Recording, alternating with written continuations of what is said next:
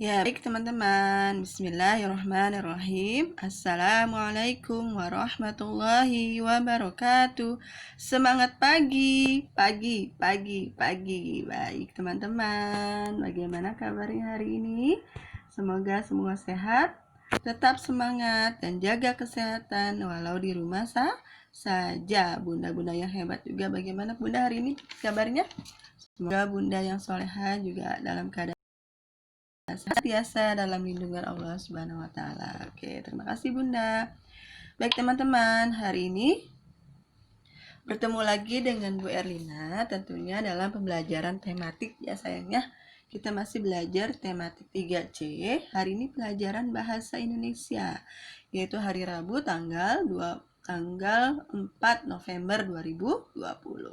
Ya, kita belajar bahasa Indonesia di tema 3, buku tematik 3C, subtema 3 dan 4. Jadi kita sekaligus 2 tema jadi satu pembelajaran atau satu waktu. Ya, yang berjudul adalah perubahan wujud benda dan keajaiban perubahan wujud di sekitarku. Ya, masih di buku tematik 3C. Ya, pekan ini adalah subtema terakhir di buku tematik 3C ini ya, teman-teman. Jadi dipersiapkan nih ulangan harian lagi karena kita sudah selesai di buku tematik 3C. Ya, seperti biasa, teman-teman, yuk kita berdoa. Semoga dengan berdoa Allah mudahkan kita dalam memahami pembahasan materi yang akan Bu Guru berikan hari ini. Siap teman-teman kita berdoa?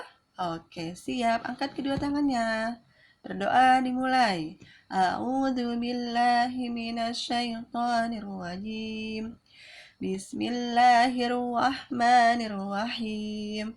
Raditu billahi rabba wa bil islami dina wa bi Muhammadin sallallahu alaihi wasallam nabiyyan wa rasulah. Amin ya. Oke, terima kasih teman-teman ya yang sudah mau membaca doa. Ya, langsung kita ke pembahasan yang pertama, yaitu tentang perubahan wujud benda. Ya, perubahan wujud benda adalah suatu proses perubahan wujud dari suatu benda menjadi wujud yang lain. Dari wujud satu benda ke wujud yang lain. Benda dapat berubah wujud karena pendinginan dan pemanasan. Ada 5 jenis perubahan wujud benda, yaitu 1. Mencair, 2. Membeku, 3. Menguap, 4. Mengembun, dan yang kelima adalah menyublim. Ya, dan kita bahas satu persatu, mulai dari mencair. Yang pertama adalah mencair. Apa artinya mencair, teman-teman? Iya, mencair adalah perubahan wujud benda dari padat menjadi air. Oke, contohnya apa? Ayo, ya, contohnya adalah es batu yang didiamkan di udara terbuka akan berubah menjadi air. Ya, bisa dilihat gambarnya ya. Kalau kita es batu didiamkan di udara yang terbuka, tidak kita taruh freezer atau kulkas, dia lama-lama akan menjadi air atau mencair. Contoh yang kedua, coklat atau mentega yang dipanaskan, dia lama-lama akan mencair ya. Kalau menteganya kita taruh di wajan atau penggorengan di atas kompor, dipanaskan, dia akan menjadi mencair. Lalu contoh yang ketiga adalah lilin yang dibakar akan meleleh dan mencair ya.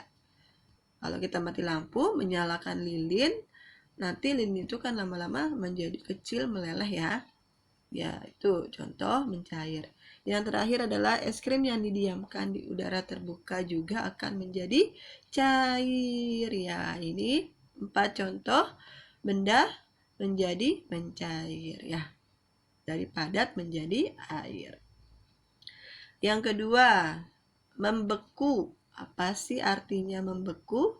Iya, membeku adalah peristiwa perubahan wujud benda dari benda cair menjadi padat. Kalau tadi mencair dari padat menjadi air, kalau membeku dari benda cair menjadi padat. Kebalikannya ya. Oke, contohnya air yang dimasukkan ke dalam freezer atau pendingin akan berubah menjadi es batu. Dan contoh yang kedua adalah pembuatan agar-agar. Jadi kalau kita bikin agar, kan awalnya air dulu ya diaduk-aduk sampai matang, nanti lama-lama dia akan mengental dan kalau dia didiamkan menjadi keras, jadi padat, jadilah dia agar. Sama juga seperti es batu, sebelum dimasukkan ke freezer dia bentuknya adalah air, setelah dimasukkan ke freezer berubah menjadi padat atau menjadi es batu. Ya, yang ketiga menguap.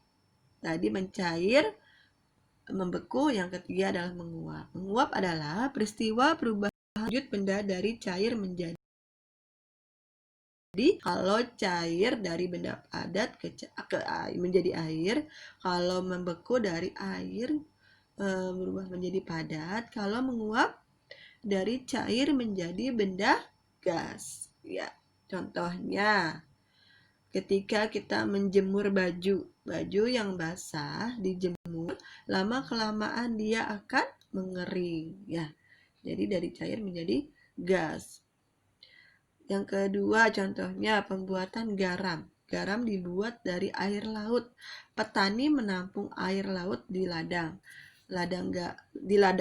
garam di tepi pantai. Jadi dia akan menguap garamnya itu.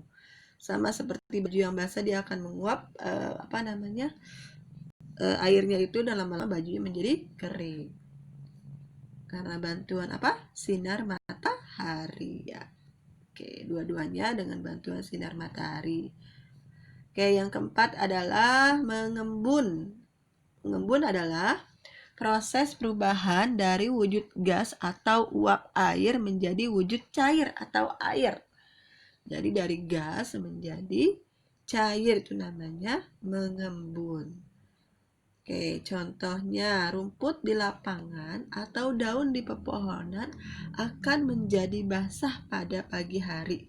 Coba teman-teman lihat, cek rumahnya masing-masing yang punya pohon atau tanaman, pagi-pagi pasti daunnya basah. Nah, itu dinamakan embun.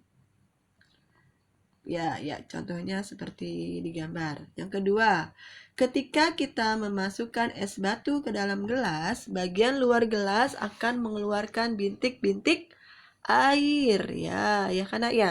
Jadi kalau misalnya gelas kita masukkan es batu, pasti di luar gelasnya itu ada bintik-bintik air. Nah, itu dinamakan adalah mengembun. Yang terakhir menyublim. Menyublim adalah peristiwa perubahan wujud benda dari padat menjadi gas. Jadi menyublim itu padat menjadi gas. Apa sih contohnya? Oke, contohnya bisa kita lihat. Yang pertama ini adalah gambar kamper ya, atau kapur barus. Kapur barus yang disimpan di dalam lemari lama kelamaan akan habis dan lemari pun menjadi harum ya. Jadi kalau kita punya kamper, kita masukkan ke dalam lemari, dia lama-lama akan habis ya, karena karena udara di sekitarnya dia jadi menyublim, menyebar udaranya, sehingga baju yang ada di lemari pun menjadi harum atau wangi. Yang contoh kedua, perubahan es kering yang merupakan karbon dioksida padat jika diletakkan di tempat terbuka akan mengeluarkan asap-asap karbon dioksida yang berbentuk gas. Ini biasanya biang es. Teman-teman pernah lihat biang es? Biang es itu kalau kita keluarkan dari freezer atau pendingin, dia akan mengeluarkan asap. Nah, itu namanya menyublim. Yang ketiga contohnya adalah pengharum mobil yang berbentuk padat, lama kelamaan akan habis karena berubah menjadi gas. Sama. Jadi kenapa kalau kita memasang kamper atau pewangi ruangan, dia akan tercium bau wanginya atau harum, itu karena proses menyublim dari benda padat mengeluarkan gasnya. Gasnya itu yang akan kita cium, yang kita akan hirup, sehingga menjadi membuat wangi di lingkungan sekitar kita atau ruangan yang kita letakkan pewangi atau kamper tersebut, dan lama-lama kamper dan pewanginya pun akan habis ya. Oke, itu pembahasan yang pertama. Sekarang pembahasan yang kedua, keajaiban perubahan wujud di sekitarku. Ya, ini ada di subtema 4 ya, Nak ya. Perubahan wujud benda dapat terjadi secara alami di alam. Jadi ada yang di alam, ada yang memang bisa kita manfaatkan. Nanti kita bahas satu persatu. Jadi terjadi secara alami di alam. Misalnya pada proses terjadinya hujan dan terjadinya kabut. Nanti teman-teman bisa dilihat buku tematiknya. Buku tematik 3C halaman 94 dan 109. Hujan merupakan salah satu peristiwa alam. Peristiwa hujan merupakan anugerah dari Allah kepada makhluk hidup di bumi. Hujan menjadi sumber air bagi manusia, hewan, dan tumbuhan. Sekarang Bu Guru tanya, tahukah kamu dari mana asal hujan itu? Sudah pernah belajar belum di TK? Kayaknya udah pernah ya, cuman mungkin agak lupa-lupa sedikit. Ya, baik, Bu Guru akan ingatkan kembali. Hujan terjadi karena adanya perubahan wujud benda di alam. Ya, ini adalah siklus terjadinya hujan. Gambar terjadinya hujan dari mulai evaporasi, transpirasi. Nah, oke, pembahasannya akan kita bahas ya. Ada di halaman 94 nih Bu Guru, foto sesuai dengan gambar ya. Jadi Bu Guru bacakan. Teman-teman nanti kalau misalnya kurang jelas bisa langsung baca di bukunya halaman 94. Ya, daur air contohnya. Judulnya daur air. Air merupakan salah satu kebutuhan pokok bagi makhluk hidup di bumi. Air di bumi selalu tersedia karena ada daur air. Bagaimana daur air itu terjadi? Pertama, air yang ada di permukaan bumi, yang ada di laut, sungai, dan danau mengalami penguapan karena terkena panas matahari.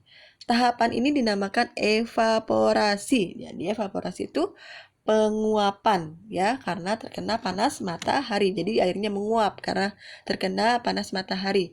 Air yang terkandung dalam tumbuhan juga mengalami penguapan yang disebut dengan transpirasi. Ya, air yang ada di dalam tumbuhan. Uap air lalu naik menuju atmosfer bumi.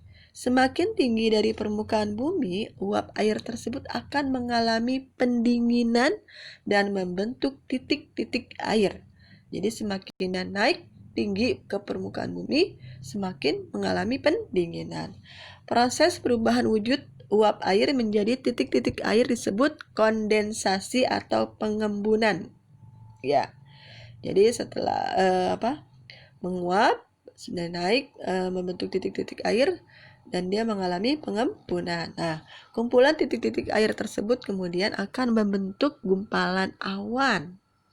Jadi dari titik-titik awan tadi berkumpul menjadi gumpalan awan. Jika kondensasi terus berlangsung, titik-titik air yang membentuk awan akan semakin banyak.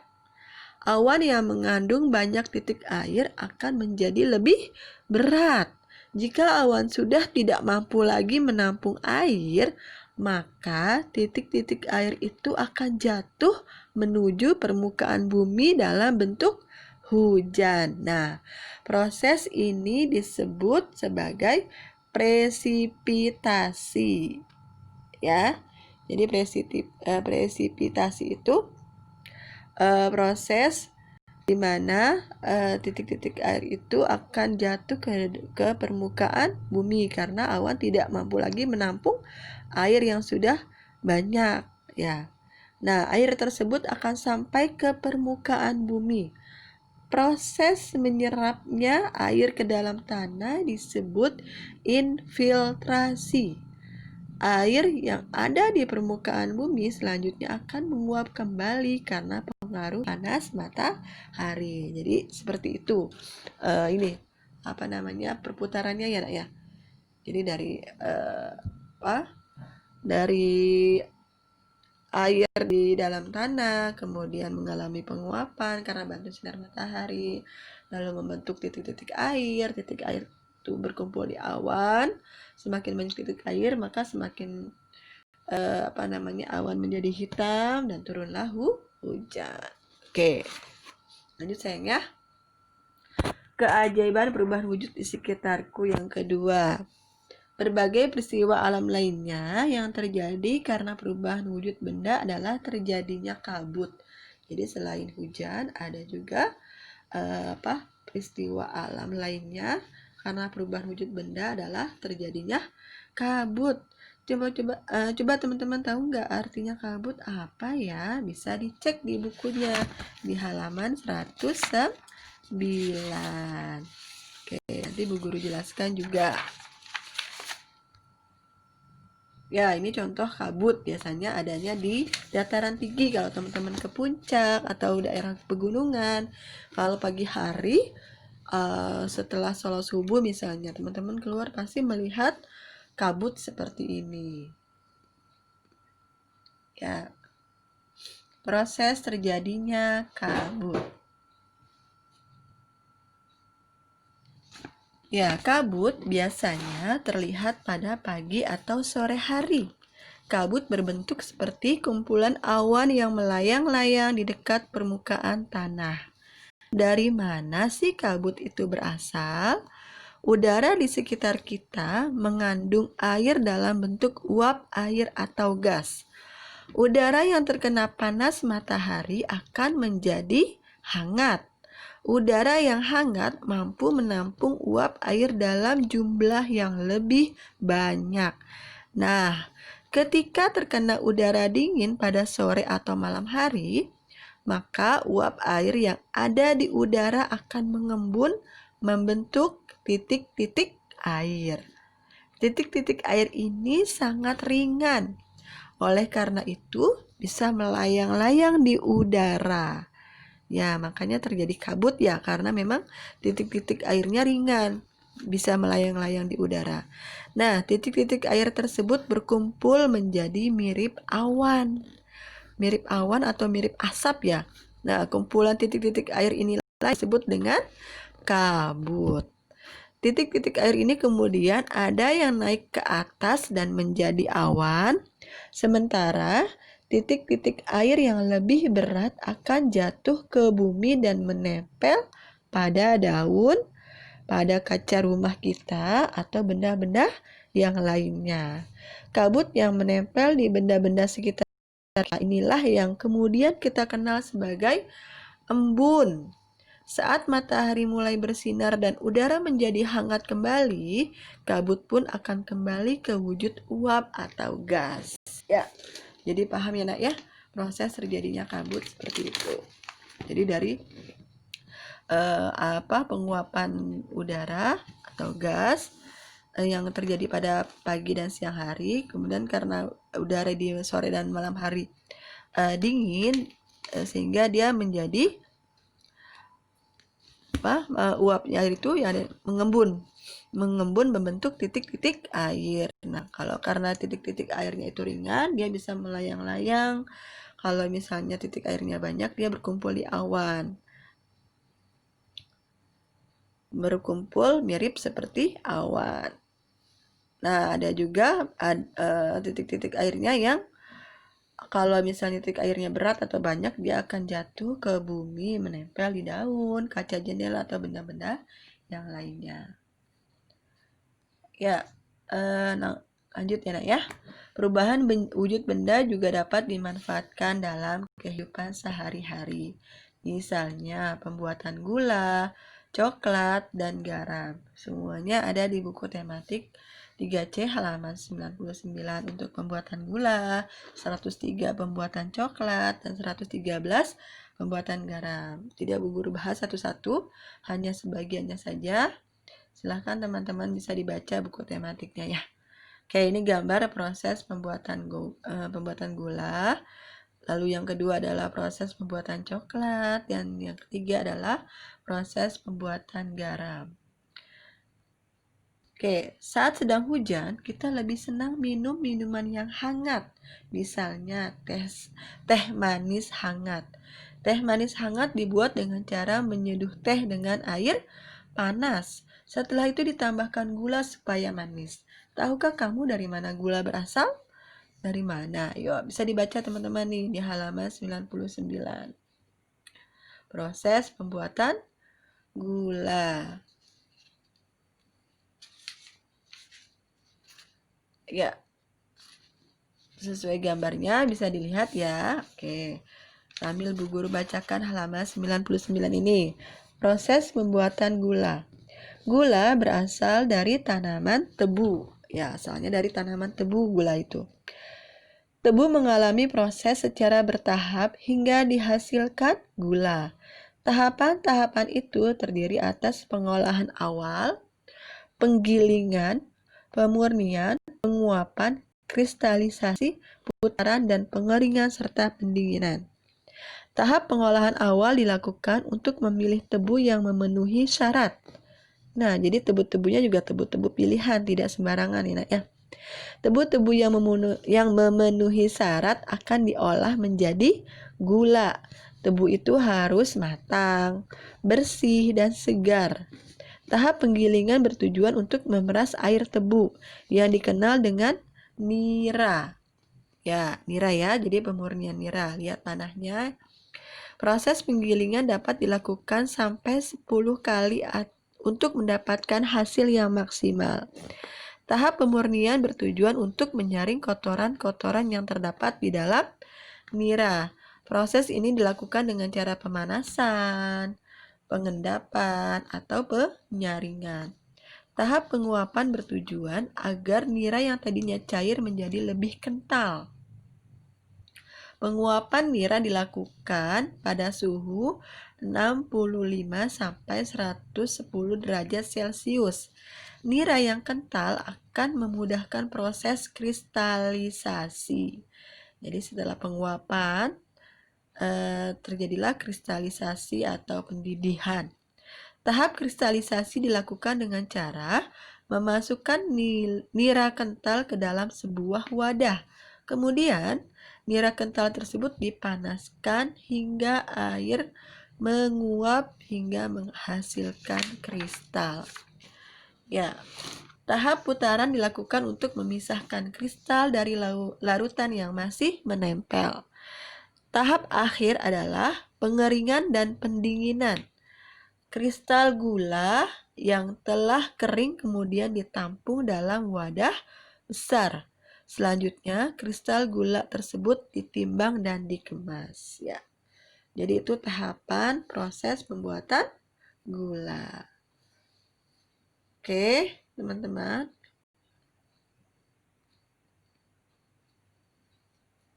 Oke, kesimpulannya adalah ada 5 jenis perubahan wujud benda, yaitu mencair, membeku, menguap, mengembun, dan menyublim.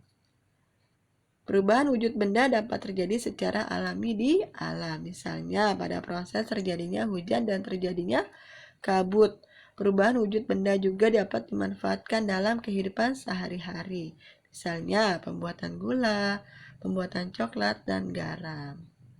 Oke teman-teman, untuk tugas selanjutnya adalah silahkan teman-teman mengerjakan buku tematik 3C halaman 95. Boleh dikerjakan langsung di buku paket atau buku PJJ kalau memang tulisannya tidak muat. Tapi kalau misalnya tulisannya rapi, muat dengan kotaknya, boleh langsung di buku paket dan difoto ya. Oke. Oke, terima kasih. Pembelajaran kita hari ini selesai.